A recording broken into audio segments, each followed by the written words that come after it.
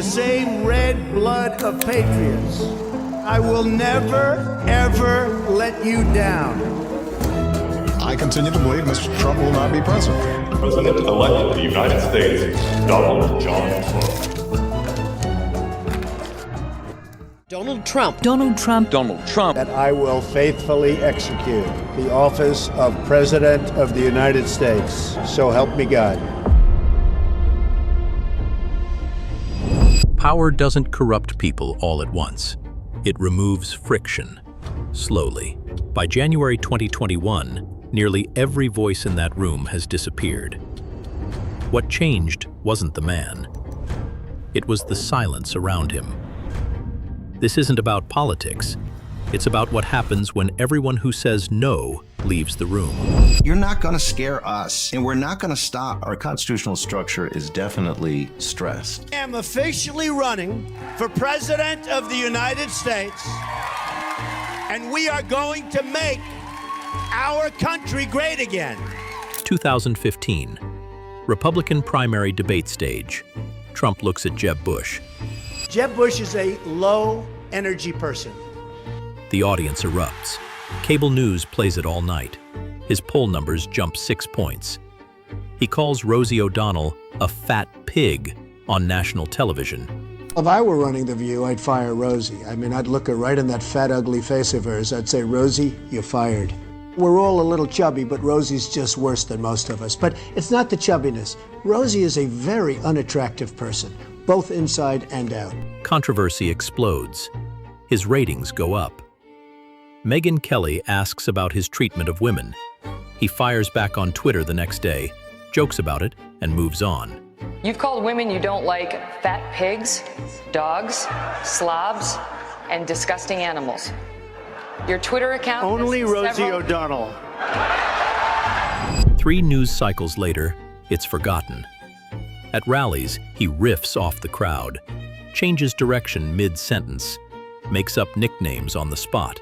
Lion Ted. What's your name? My name's Lion Ted Cruz. Crooked Hillary, fuck. Sloppy Steve brought him into the White House quite a bit, and it was one of those things. That's why Sloppy Steve is now looking for a job. Every insult becomes a headline. Every headline attracts more attention.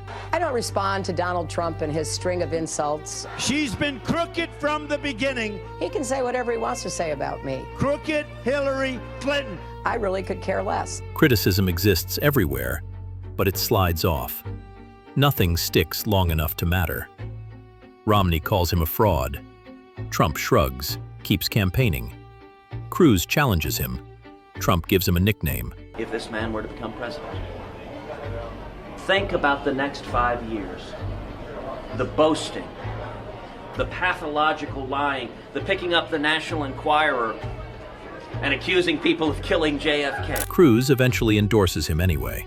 You want me to say something bad about Donald Trump or bad about John McCain or bad about anyone else? I'm not going to do it. John McCain is a friend of mine. I respect and admire him, and he's an American hero, and Donald Trump is a friend of mine. The rest of it, you guys can throw rocks at Republican candidates. I'm not going to engage in that process. Disagreement doesn't require resolution.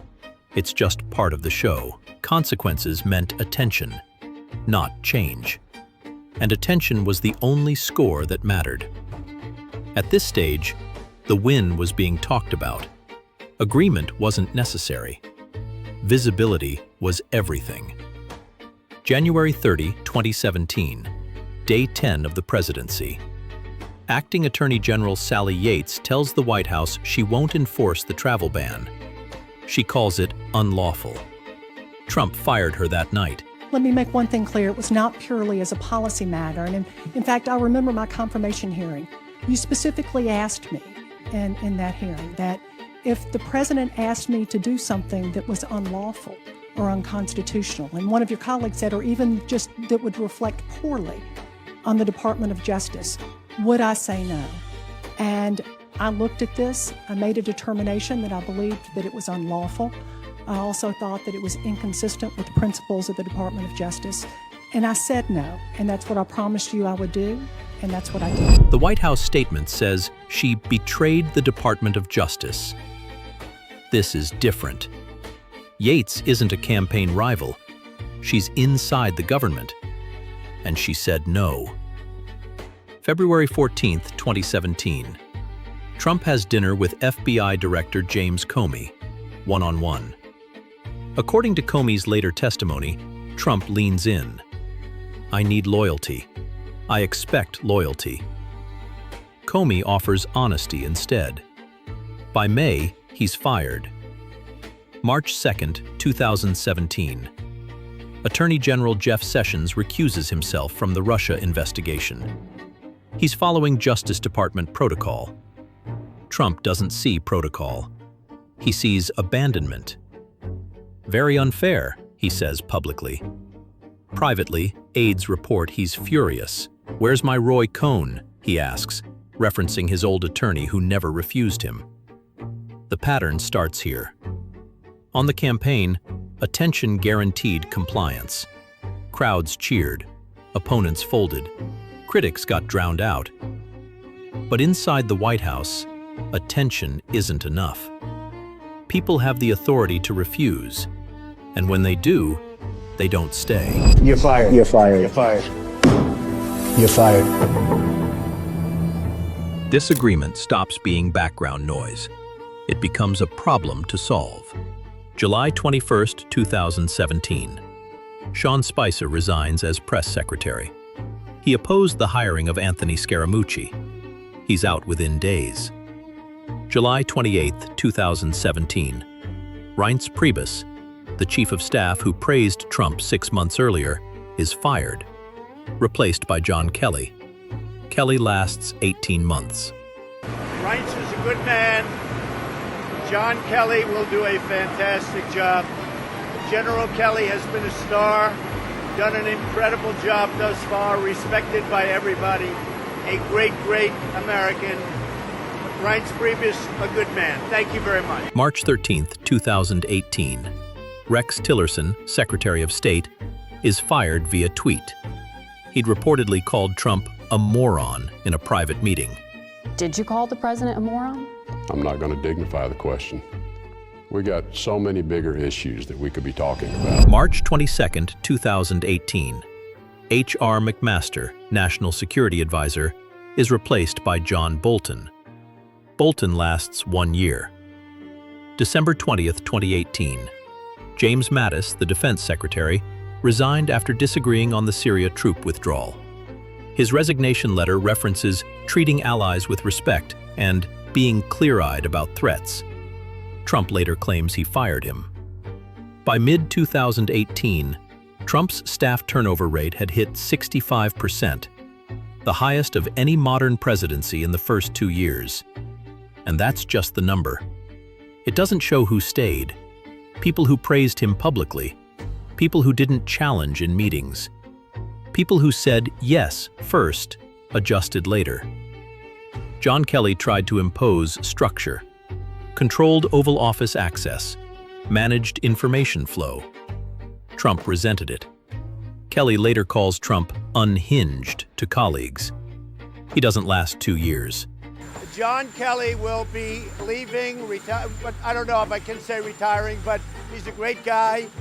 John Kelly will be leaving. By 2020, nearly everyone's gone. He's fired. He's fired! 3 chiefs of staff, 3 national security advisors, 2 defense secretaries. November 17, 2020. Election results show Biden winning.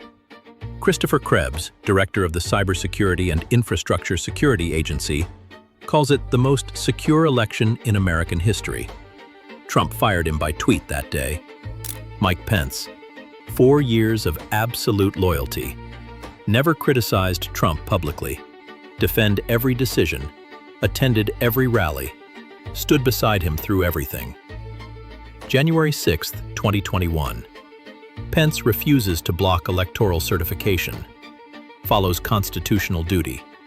Trump's response? Mike Pence didn't dare to do what should have been done. Pence is being evacuated at that moment. The Secret Service is moving him to safety. 4 years of loyalty, erased by one act of disagreement. The pattern is clear by now. Critics aren't just wrong, They're framed as disloyal, as threats, as enemies. Opposition isn't treated as an alternate perspective. It's treated as betrayal. 2015 campaign rallies. Improvisation everywhere. Goes off script constantly. Takes unplanned questions. Calls into radio shows unannounced. 2020 rallies. Same structure every time. Same sequence. Same grievances. Same lines delivered in the same order. When you place the behaviors side by side, a pattern starts to form. Criticism answered becomes criticism punished. None of it happens overnight. Each shift enables the next one. Small movements that compound. So the question sits there, unanswered. Did power change him? Or did it remove everyone who would resist? 2021. Mike Pence refuses to overturn an election. Trump calls him a coward while the Capitol is under siege. I never called Mike Pence a wimp. I never called him a wimp. Mike Pence had a chance to be great. He had a chance to be, frankly, historic. But just like Bill Barr and the rest of these weak people, Mike, and I say it sadly because I like him, but Mike did not have the courage to act. Power didn't transform him. It removed everyone who said no. Count the disagreements in any late 2020 meeting. That's your answer.